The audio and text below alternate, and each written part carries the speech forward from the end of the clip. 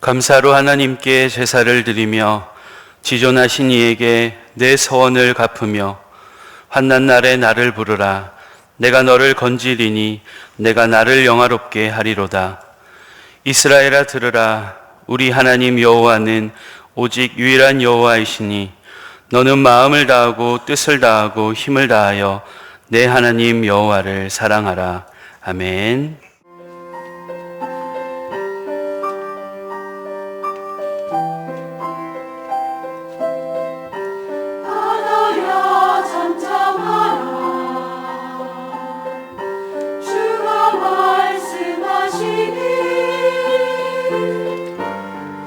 풍랑의 파도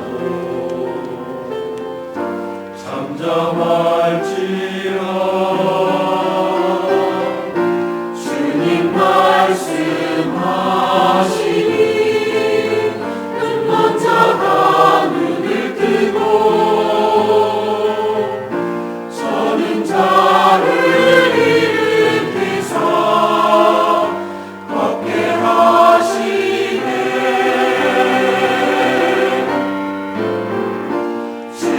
말씀에 능력이 있도다. 모든 권세가 주께 있도다. 주의 권능 영원하시리로다. 영원하리라.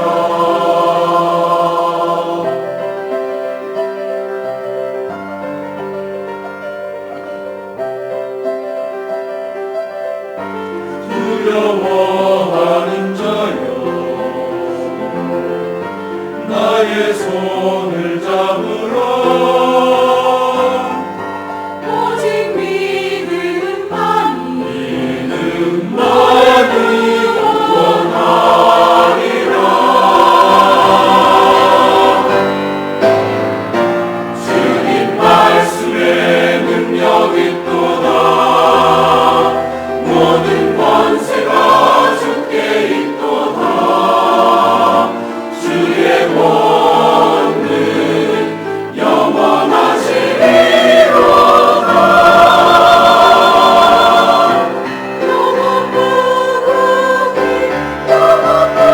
주님 말씀에 능력 있도다. 모든 권세가 주께 있도다. 주의 권능 영원하시리로다.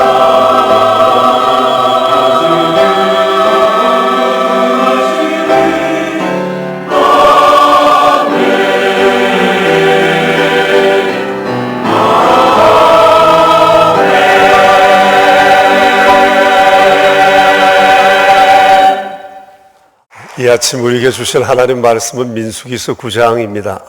1절부터 14절에 있는 말씀을 우리 함께 받들어 읽겠습니다.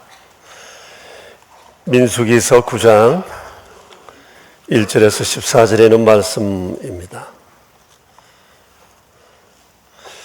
이는 살아계신 하나님의 말씀입니다.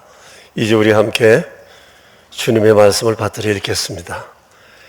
애굽 땅에서 나온 다음 해 첫째 달에 여호와께서 시내 광야에서 모세에게 말씀하여 이르시되 이스라엘 자손에게 유월절을 그 정한 기일에 지키게 하라.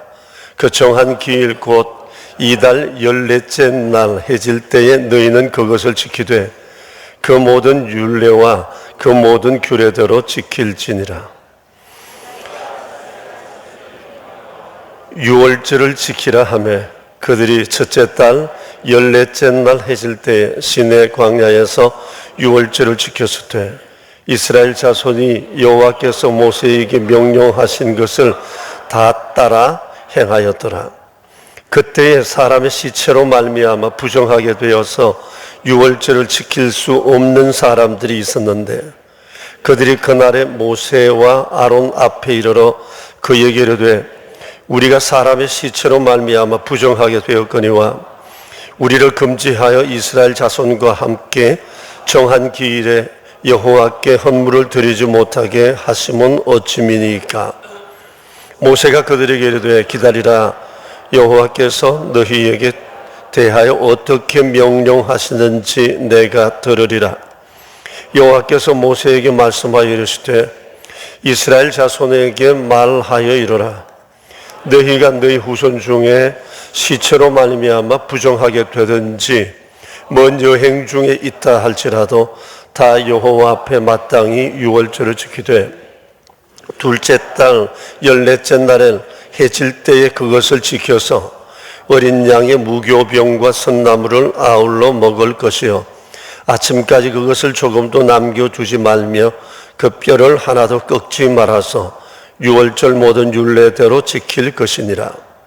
그러나 사람이 정결하기도 하고 여행 중에도 잊지 아니하면서 유월절을 지키지 아니하는 자는 그 백성 중에서 끊어지리니 이런 사람은 그 정한 기일에 여호와께 헌물을 드리지 아니하였은즉 그의 죄를 담당할지며 만일 타국인이 너희 중에 거류하여 여호와 앞에 유월절을 지키고자 하면 유월절 율례대로 그 규례를 따라서 행할지니 거류민에게나 본토인에게나 율례는 동일할 것이니라. 아멘. 성경에는 하나님의 백성들이 지켜야 할 여러 명절들이 있습니다. 그 중에 하나가 오늘 성경에 나오는 유월절입니다. 여러분, 유월절이 좀 생소하신 분들이 많으실 것입니다. 물론 우리가 이 유월절을 오늘날은 문자 그대로 지키지는 않습니다만은 고린도전서 5장 7절에 보면 예수님은 유월절 어린 양으로서 희생되셨다는 말씀을 보게 되면 이 유월절이 우리와 전혀 무관한 것이 아니라는 사실을 우리가 알게 됩니다. 우리가 그대로 지키지는 않지만 그 문자 속에 있는 진리는 여전히 우리에게 유효하다, 그렇게 생각이 되어집니다. 다소 생소한 구약에 나오는 명절이지만 오늘 이 말씀을 우리가 마음에 새기고 우리를 향하신 하나님의 음성을 들을 수 있었으면 좋겠습니다. 여러분, 이 오늘 본문에 보면 유월절을 지키라는 구절이 무려 11번 나옵니다. 이것은 유월절을 지키는 것이 얼마나 중요한지를 우리에게 잘 보여주는 것이라 생각됩니다. 그리고 지키라는 것이 전부 다 명령형으로 되어 있습니다. 취사 선택할 수 있는 부분이 아니라는 겁니다. 하나님의 백성이라면 누구든지 마땅히 예외 없이 지켜야 할 의무라는 것을 우리에게 가르쳐 준다 할 것입니다.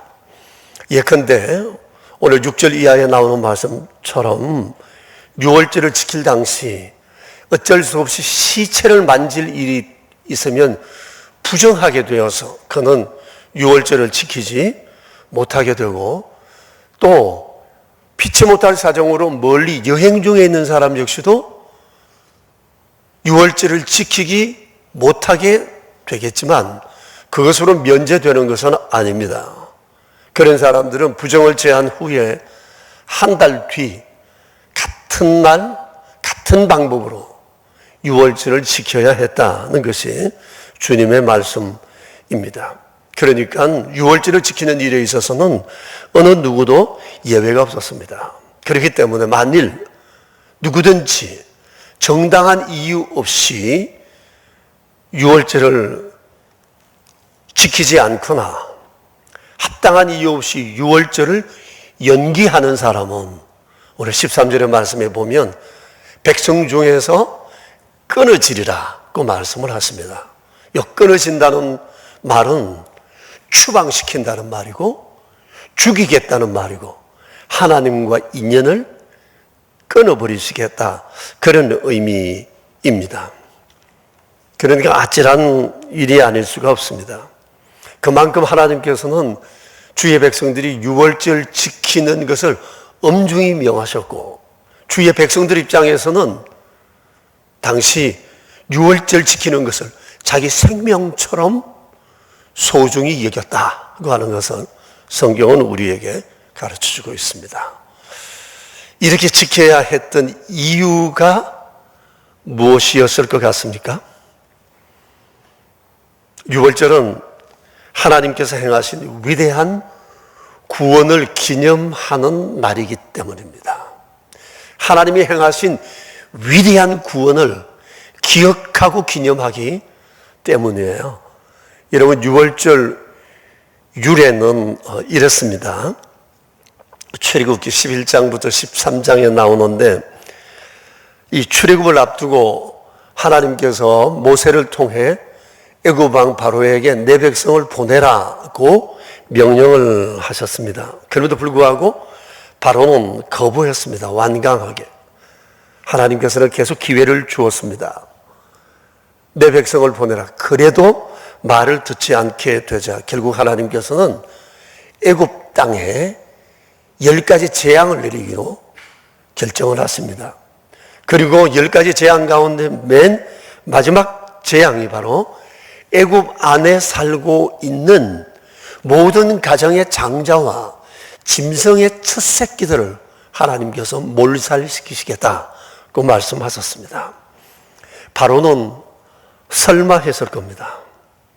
그와 동시에 하나님께서는 주님의 백성들에게는 이런 약속을 하셨습니다. 너희가 만일 어린 양을 잡아 그 피를 너희 문 앞 문설주에 발라두고 어린 양을 온 가족이 함께 나누어 먹고 누룩 없는 떡과 썬나물을 그 밤에 집안에서 먹고 있어라. 그리하면 죽음의 멸망을 가져오는 천사가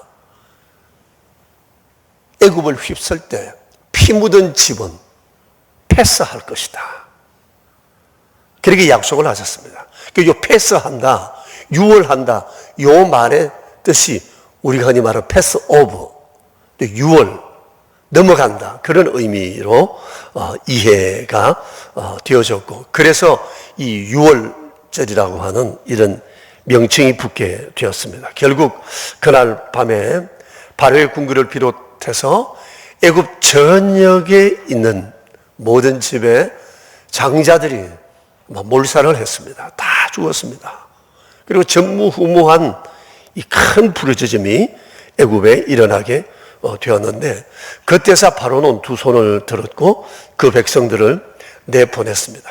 그러면서 주의 백성들의 삶에 아주 놀라운 대전환이 일어나게 되었는데, 그들이 재앙과 죽음에서 우리가 구원함을 받았다고 하는 것에 대한 큰 기쁨이 있었고, 또 노예에서부터 자유인이 되는 이런 은혜가 있었고, 또 하나님과 저들의 관계를 새롭게 확인함으로 여호와의 백성으로 살아갈 수 있는 동기를 부여받게 되었던 것입니다.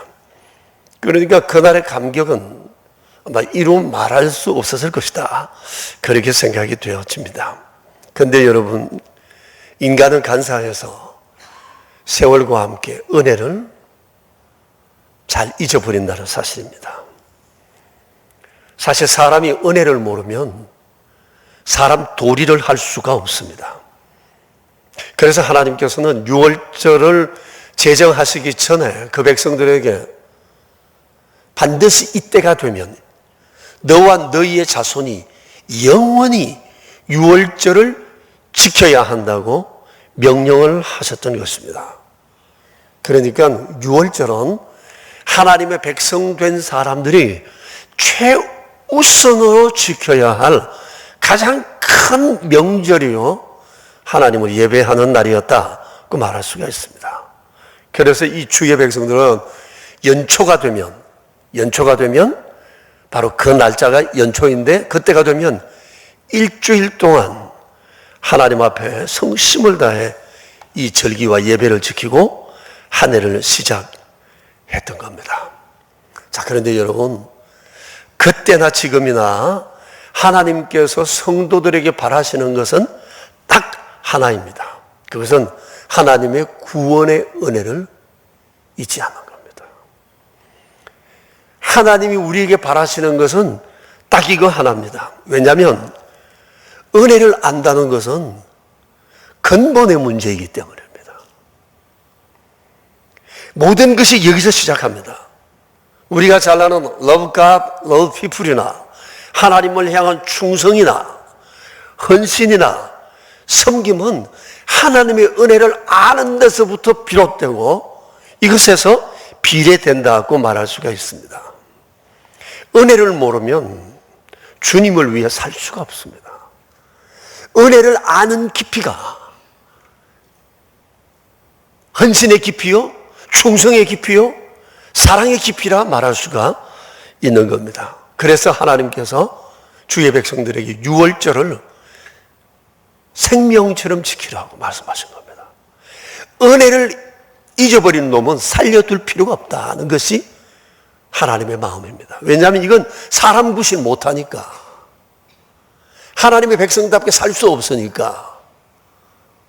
그래서 하나님께서 유월절을 생명처럼 지키라고 말씀을 하신 겁니다. 그래서 오늘 본문은 출애굽 이후 이들이 맨 처음 유월절을 지켜야 할 것에 관한 주님의 명령이었습니다. 이때가 그들이 출애굽한 지 딱 1년이 되었을 때였습니다.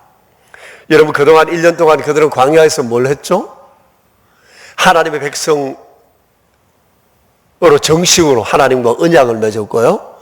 또 하나님 백성답게 살아갈 율법을 하나님께서 그들에게 십계명을 비롯해서 여러 부속 법칙들을, 삶의 법칙들을 그들에게 주셨고, 또 성막을 건축하게 하는 이런 일들이 있었습니다.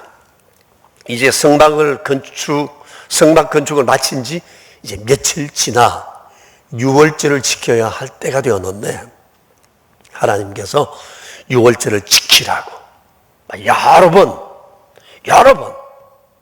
유월절 지키라고, 내가 가르쳐준 율례대로 지키라고 그들에게 말씀을 하셨습니다.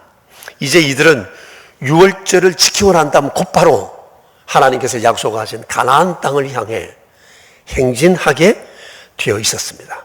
자, 여러분, 1년 동안 시내산에서의 모든 삶의 준비를 마치고 가나안 땅을 향해 출발하는 그 시점에 유월절을 지키라고 말씀하신 겁니다.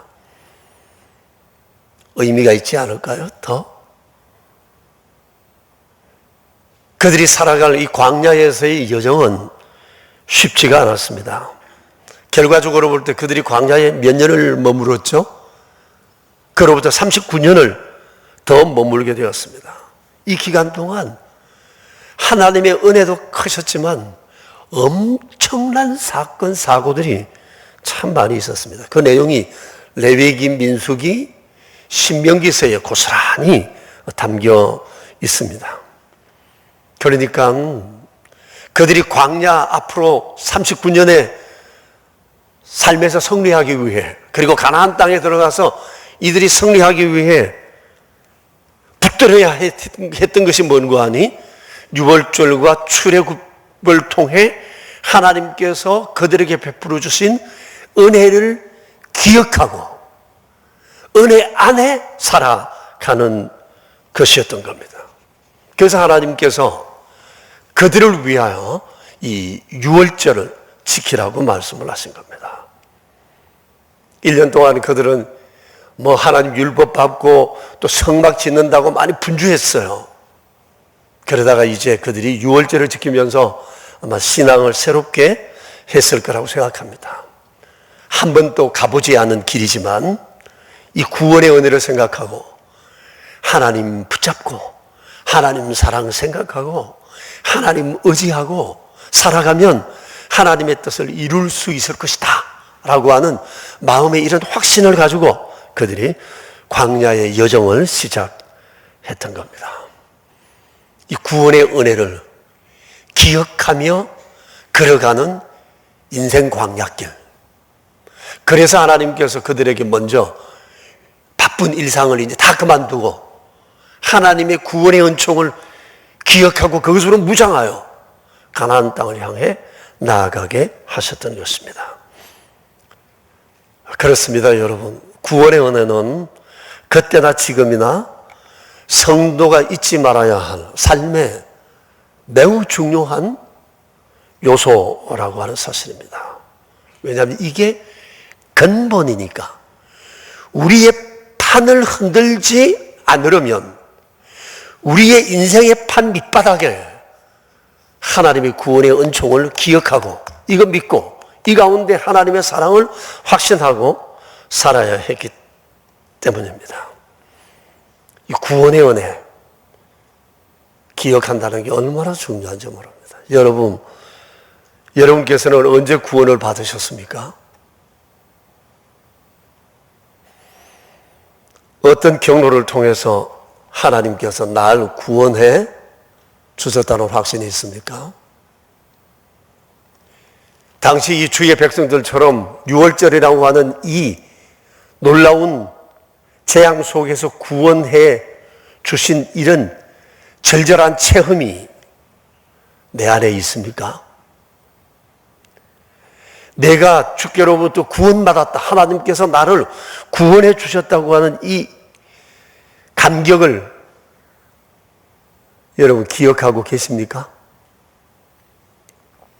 설마 있지는 않으셨겠죠?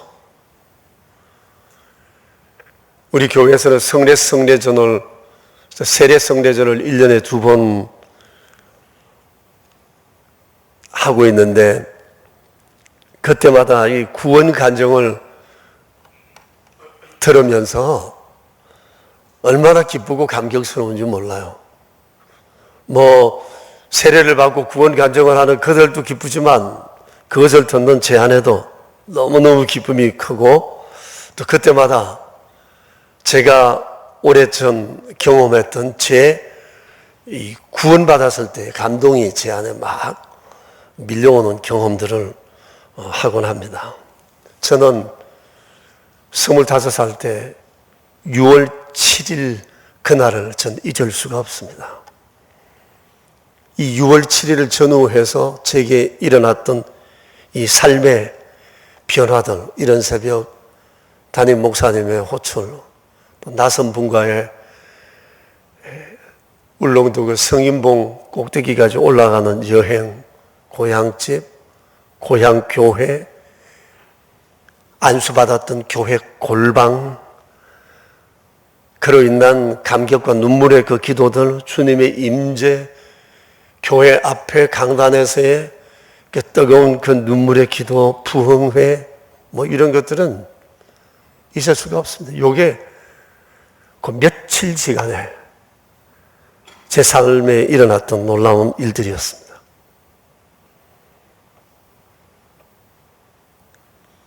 그때의 그 감격이 저를 살렸고 오늘까지 살아오게 하는 힘이고 앞으로도 주님 나라 갈 때까지 저를 붙들어주는 삶의 원동력이 된다고 저는 생각합니다. 요즘도 그때와 비슷한 상황이나 그런 분위기를 만나게 되면 그때 제가 경험했던 그 은혜의 자리들이 막 떠오릅니다. 그러면 어느덧 제겐 미소가 번지게 되면서 주님 앞에 참 감사하는 마음이 막 차오르고 때로는 눈물이 걸성해지기도 하는 그런 경우들이 참 많이 있습니다. 주께서 날 구원해 주셨다는 이 확신을 잊을 수가 없습니다. 그때의 그 감격을 잊을 수가 없습니다. 키에르 케고르가 얘기했던 그 말을 전 공감합니다. 인생은 20부터도 아니요 40부터도 아니다. 인생은 십자가로부터다. 맞습니다. 주님의 십자가가 제 인생의 전과 후를 확연히 갈라놓습니다. 아마 이것은 저만이 아닐 것입니다. 여러분께서도 예수님을 만나는 순간 내 인생의 전과 후가 아주 선명하게 달라졌을 것입니다. 사실이 그렇지 않습니까? 우리가 예수님을 알기 전엔 우리는 내가 죄인인 줄도 몰랐습니다.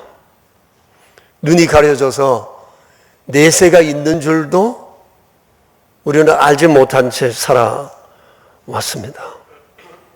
눈에 보이는 세상이 다인 줄 알았습니다. 예수님 안에서 하나님을 묵상하는 즐거움이 얼마나 큰지 모른 채 그저 육체가 주는 즐거움을 쫓아 살아왔던 그런 삶이었지 않습니까? 이런 우리에게 하나님께서 다가오셔서 구원의 손을 내미시고 우리의 눈을 열어 볼 수 없었던 그 천국을 보게 하시고 주님이 내 안에, 내가 주님 안에 계시는 이 신비함을 날마다 경험하면서 살아가는 이 은총을 우리에게 주신 것입니다. 아마 우리는 그리스도 안에서 동일한 이런 경험들을 가진 사람들이라 말할 수가 있습니다. 그런데 중요한 것은 우리가 이 은혜를 잊지 않고 살아야 한다는 것입니다. 그게 중요한 겁니다. 이 은혜를 받았는데 이 은혜의 감격을 소멸하지 않고 살아야 한다는 겁니다. 구약시대 때는 이 은혜를 잊지 않게 하기 위해서 주께서 주신 은혜의 방편 가운데 하나가 유월절을 지키는 겁니다. 여러분, 오늘날 우리가 주께서 구원해 주신 이 은혜를, 구원의 은총을 잊지 않고 살아가기 위한 은혜의 방편은 어떤 것이 있을까? 그걸 우리가 한번 생각해 보았으면 좋겠습니다. 여러분은 개인적으로 주님의 은총을 어떻게 기억하고 계세요? 그것을 어떻게 상기하고 기념하고 계시나요? 저는 6월 7일을 저는 아주 특별한 날로 생각하고 삽니다. 그리고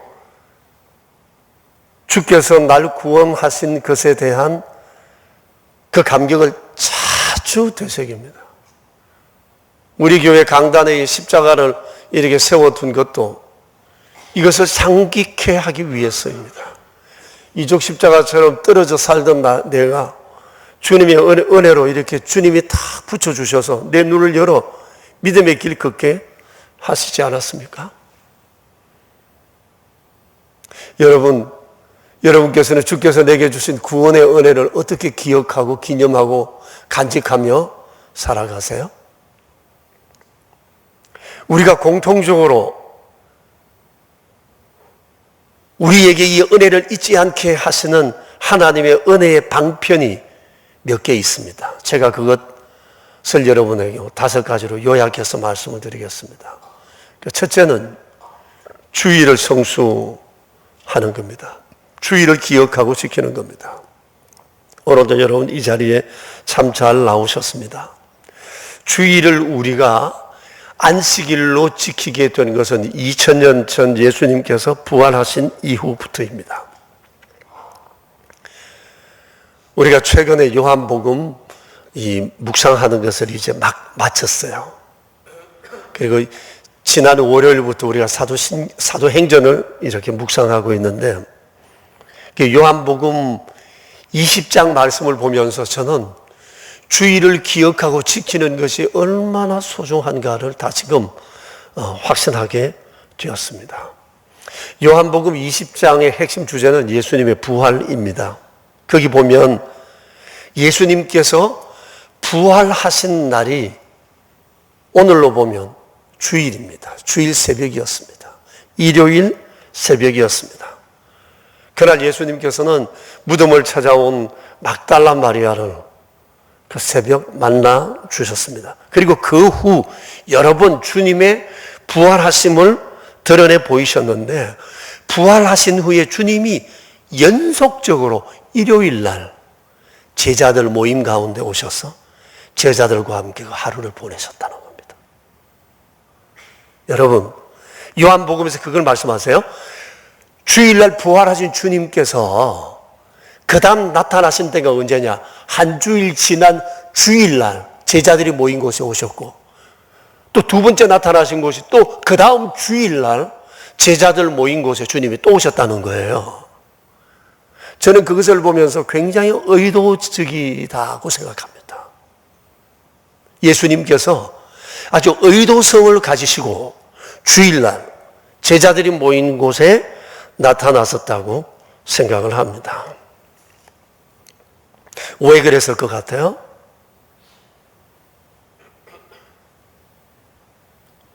여러분의 인생은 사연으로 움직입니다. 사연이 사람의 삶을 움직이거든요. 예수님께서 제자들에게 믿음의 사연을 만들어 주신 거라고 저는 생각합니다. 그 뒤로 제자들이 생각했을 것입니다. 일요일만 되면 생각합니다. 주님이 그날 부활하셨는데, 그날 주님이 우리 찾아오셨는데, 주일이 되면 주님이 생각나요. 주님 부활이 생각나요. 주님 찾아오신 게 생각나요. 주님과 함께 만나서 주일을 보냈던 이런 사연들이 그들에게 막 떠오르게 되는 것입니다. 그러면서 제자들이 생각했을 것입니다. 우리 주일날 모이자. 이것이 주일날, 일요일을 주일로 그리스도인의 안식일로 지키게 된 기독교인들의 정기 모임의 날이 되었다고 볼 수 있습니다. 그러니까 주일은 초대교회 성도들에게는 삶의 D-Day와 같았다고 생각합니다. 주일 지나고 나면 주일 하루 지났네, 주일 이틀 지났네, 주일 3일 남았네, 주일 이틀 남았네, 내일이 주일이네. 이것이 당시 주일을 중심에서 살아가는 성도들의 삶의 태도였을 거라고 생각을 합니다. 그들은 주일을 지나면서부터 주일을 기다렸고, 주일 지나면 주일이 지난 것을 또 헤아리면서 다음 주일을 사모하며 기다리며 그렇게 살아가는 주일 인생, 그것이 바로 옛 크리스찬의 삶이었다고 말할 수가 있습니다. 그래서 교회는 일요일을 주일로, 우리의 예배의 날로 그때부터 지금까지 지켜오고 있는 겁니다. 자, 근데 여러분, 요한복음 20장을 보면 그때 예수님께서 제자들을 찾아오셔서 하신 말씀이 있는데, 그 말씀이 오늘 우리가 지키는 주일과 굉장히 내용적으로 흡사해요.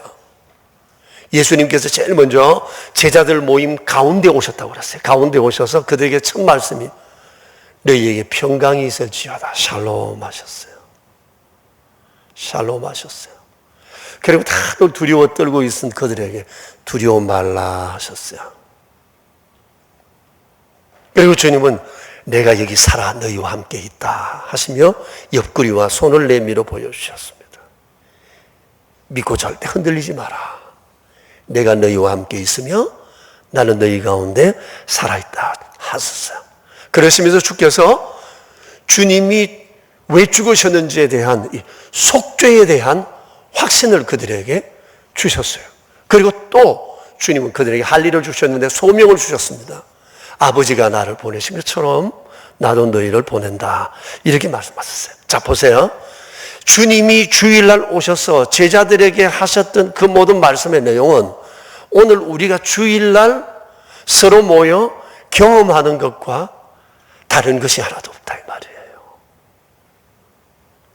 이게 우리가 지키는 주일의 속성입니다. 그런 의미에서 여러분, 주일 예배는 특별한 겁니다. 그럼에도 불구하고 어떤 사람들은 말합니다. 예배란 언제 어디서나 아무 때나 드릴 수 있지 않느냐, 꼭 주일만 예배냐, 이렇게 말하는 사람이 있습니다. 여러분, 예배는 어디서나 드릴 수 있는 게 맞습니다. 그러나 주일 예배는 다른 예배와는 다른 예배입니다. 주일 예배는 다릅니다. 주일 예배는 주님이 부활하신 것을 기억하며 드리는 예배입니다. 주께서 날 위해 속죄하시고 십자가에 달리 돌아가셨다가 다시 살아나셔서 날 구원하신 것을 기억하고 주님이 그날 오셔서 제자들과 함께 교제한 것들을 기억하며 드리는 그 예배가 주일 예배입니다. 주일 예배는 다른 예배와는 다른 것입니다.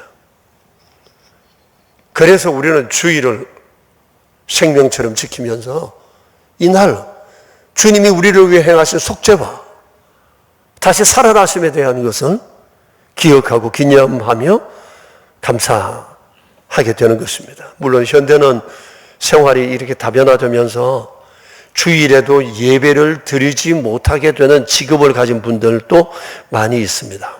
그래서 이분들을 위해 따로 그들을 배려하는 예배가 준비되기도 합니다. 그런데 여러분, 조심해야 할 것이 있습니다. 예배를 꼭 주일에 드려야 되느냐는 이 말은 아주 나쁜 말입니다. 주일을 훼손하는 말입니다. 마땅히 성도의 예배의 핵심되는 예배는 주일 예배입니다. 주일날 예배 드려야 됨에도 불구하고 주일날 예배 드릴 수 있는 형편이 되지 못하면 우리는 그렇게 예배할 수 있기를 간절히 사모하고 그 길을 찾고 그 길을 준비해야 합니다. 그리고 그 주일 예배를 드리지는 못하면 최소한 주님 앞에 송구한 마음과 부끄러운 마음과 죄송한 마음을 가지고 주일날 예배 드리지 못해서 내 안에 마치 구멍이 뻥 뚫린 것 같은 최소한 이런 마음을 가지는 게 중요합니다. 이건 미신이 아닙니다. 그 옛날 하나님의 백성들이 유월절을 생명처럼 지켰던 것을 생각해 보세요. 구원을 기념하는 날이기 때문에 그렇습니다. 그렇기 때문에 우리는 주일 예배를 생명처럼 지켜야 합니다. 이것은 내 안에 있는 구원의 은혜를 계속해서 기억나게 하는 은혜의 방편이에요. 그래서 중요하다는 것입니다. 주님은 주께서 우리를 구원해 주신 구원의 은혜를 늘 기억하고 살기를 원합니다. 그러기 위해서 주일 예배가 있습니다. 주일 예배는 다른 날의 예배와는 다르다는 사실을 우리가 반드시 기억하고 주일 예배를 주께서 부활하신 후 들으셨던 주일처럼 그렇게 우리가 보낼 수 있어야 한다는 것입니다.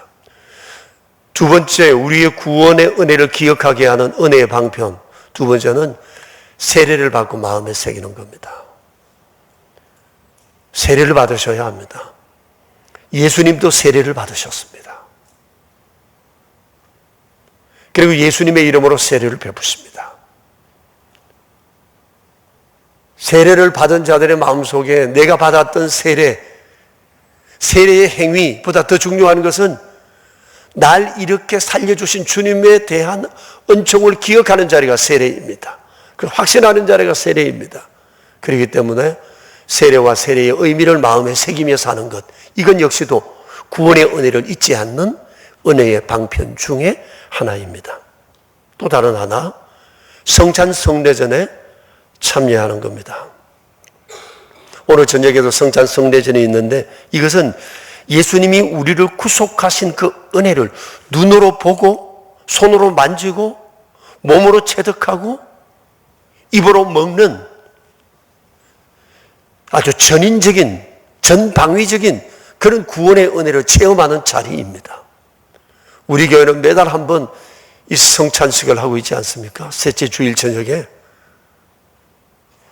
이게 습관적으로 드리지만 우리는 이 습관적으로 드리는 이 예전 속에 그 옛날 유월절을 드리는 그 백성들의 마음을 담아 우리가 주의 은혜를 기억하는 자리가 된다면 이 성탄 성례절은 내 믿음을 다시 한번 고양시키고 살리는 너무나 복된 은혜의 자리가 된다고 하는 것입니다. 네 번째는 전도하는 겁니다. 여러분, 전도는 남을 살리기 위해서 우리가 한다고 생각하지만 내 영이 살아나는 기회가 됩니다. 많은 이들이 전도하는 중에 믿음의 확신을 얻습니다. 살아계신 하나님을 경험합니다. 요한 웨슬레라고 하는 이 위대한 하나님의 사람이 목사의 아들로 태어나 선교사로 미국에 가가지고 했지만 선교에 실패했습니다. 그랬는데 그분이 다시 돌아와서 선교사로서 목사로서 살아가게 된 동기가 뭔고 하니 전도였습니다. 자기의 멘토가 있었는데 그 멘토가 요한 웨슬레에게 전도하라고 가르쳤습니다. 그때까지 요한 웨슬레는 선교사지만 행정적 선교사였습니다. 선교는 주로 그렇게 하는 줄 알았습니다. 전도도 하지 않은 활동 없는 비활동적 선교사 생활을 했던 거예요. 근데 그의 멘토가 전도하라.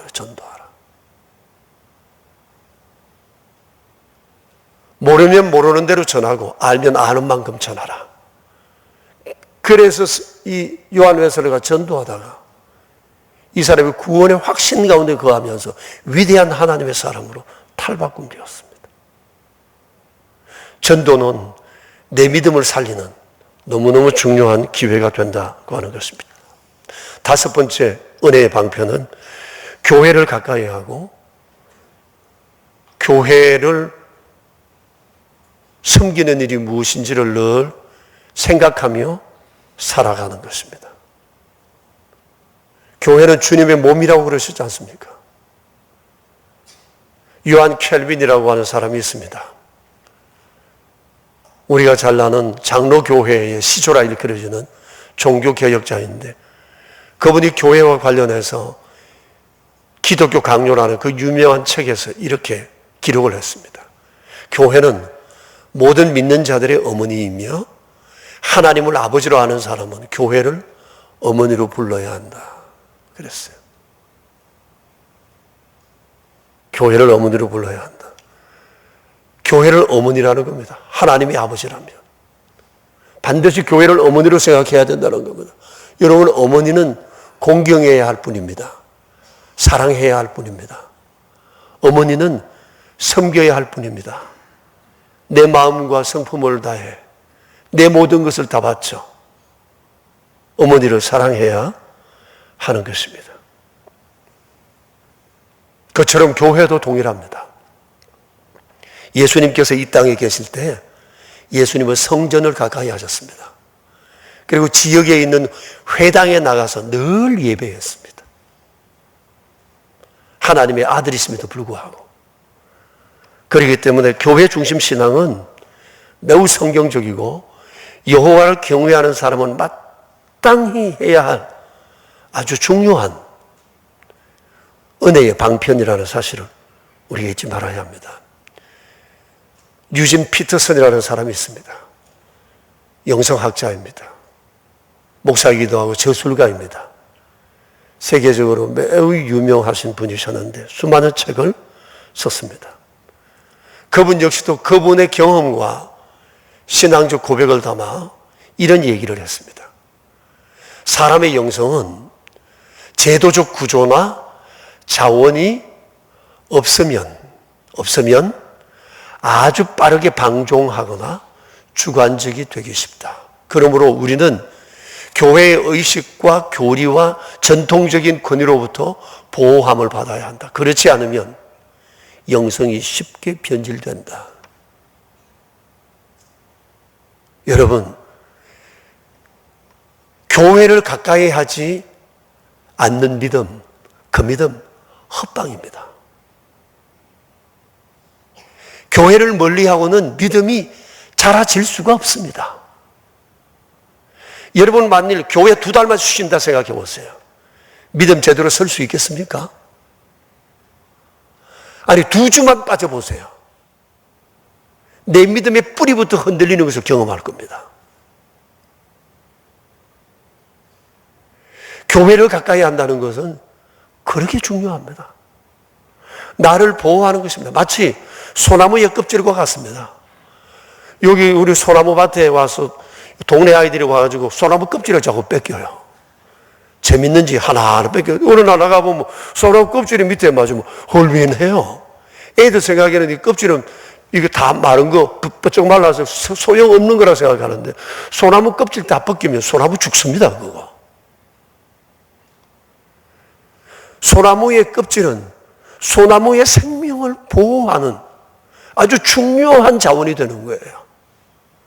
교회는 바로 그렇습니다. 교회가 뭐 그렇게 별것 아닌 것처럼 보이지만 아닙니다. 교회는 내 생명을 지켜주고 내 믿음을 지켜주는 너무나 중요한 은혜의 방편이라는 사실을 우리가 기억해야 합니다. 사랑하는 여러분, 그 옛날 하나님의 백성들에게 하나님께서 유월절 지킬 것을 그토록 강조하셨던 이유는 하나님의 은혜를 평생 잊지 말고 그들로 하여금 은혜 속에 머물러 살게 하시기 위함입니다. 이처럼 주일 성수나 세례나 성찬이나 전도나 교회를 사랑하는 것은 이 시대 우리가 하나님의 은혜 속에 거하게 하기 위한 하나님의 은혜의 방편이라는 사실은 우리가 꼭 기억해야겠습니다. 6월절 어린 양 되신 우리 예수님의 그 희생, 이 희생을 기억하는 방법으로 주께서 우리에게 주신 이 은혜의 방편을 우리가 마음에 새기고 믿음으로 이 험한 세상, 광야 같은 세상, 이 여정에 승리하는 우리 모두 되기를 축복합니다. 우리 함께 기도하겠습니다. 하나님, 우리 아버지, 6월절 지키는 것을 이렇게 생명처럼 여길 것을 말씀하신 주님, 6월절 안 지키려면 아예 내가 너희와 인연을 끊어버리겠다 하실 정도로 주님은 엄격하게 이 문제를 다루셨습니다. 하나님 자신을 위해서이기도 하지만 궁극적으로 그 백성들을 살리기 위하여 더 복된 삶을 살게 하기 위해서였다는 사실을 저희는 알게 되었습니다. 6월절 어린 양 되신 주로 말미암아 저희가 영원한 생명을 부여받게 되었습니다. 이 은혜를 우리가 어찌 잊을 수 있겠습니까? 이 은혜를 잊지 않은 은혜의 방편으로 주께서 교회를 주시고 교회에서 주일 성수를 하게 하시고 여러 가지 은혜의 방편을 통해 우리의 믿음을 세워주신 것에 감사를 드립니다. 주님, 오늘도 이렇게 저희가 모여 하나님 앞에 주신 바 은총을 기억하고 주일 예배를 드리게 하심을 감사합니다. 주님, 언제나 마음을 다하는 예배, 성심을 다하는 예배, 어머니처럼 섬기는 교회 되도록 주님 저희의 마음과 생각을 주장하여 주시옵소서. 그리하여 광야와 같이 험한 이 인생길을 믿음으로 승리하는 저희 모두 되게 하옵소서. 우리 구주 예수 그리스도 이름으로 기도드리옵니다. 아멘. 귀하고 복된 주일 아침, 아버지 하나님께서 저희를 이곳에 불러 모아 예배하게 하셔서 감사합니다. 주님, 참으로 소중한 아름다운 시간을 주께서 저희들에게 주셨습니다. 저희를 살리시기 위해, 강하게 만드시기 위해, 여전히 은혜 속에 거하기 위해 주께서 허락하신 이 구원의 방편인 아름다운 주일 아침, 자비로우신 주님, 우리의 평생토록 이 거룩한 예배를 소홀히 하지 않도록 은총을 더하여 주시옵소서. 이를 위하여 아름다운 교회 주시고 믿음의 아름다운 성도들 보내시며 함께 교제할 수 있게 하셨습니다. 이 거룩한 주일을 통해 저희들이 주께서 그 옛날 부활의 날 제자들을 만나셨던 그 아름다운 교제가 저희 안에도 차고 넘치도록 은총을 더하여 주시옵소서. 자비로우신 주님 베풀어 주신 은총을 기억하고 이 시간 여러 모양으로 예물을 드렸습니다. 11조 예물로, 감사 예물로, 주정 헌금으로, 완달라 선교 헌금과 사랑의 식탁과 우무와 비전 센터를 세우는 마음으로 드린 이 귀한 예물, 우리의 어머니 된 교회를 위해 아름답게 사용되게 하시며 하나님의 거룩한 영광이 주의 전을 통해 세상 가운데 나타나게 하여 주시옵소서. 우리 구주 예수 그리스도 이름으로 기도드리오며 이제는 교회의 머리가 되시는 주님 예수 그리스도의 은혜와 6월절 어린 양 되신 그리스도 우리 주님을 통하여 속죄하시고 부활케 하시어 영원한 생명에 이르도록 허락하신 하나님의 그 크신 사랑하심과 저희 안에 계셔서 영원토록 이 사실을 기억하며 살아가도록 도우시는 성령님의 교통하심이 모인 저희 무리들과 명선의 모든 가족들과 주님의 몸 되신 교회 위에 이제로부터 영원히 함께 계시옵기를 간절히 축원하옵나이다. 아멘. 주의 날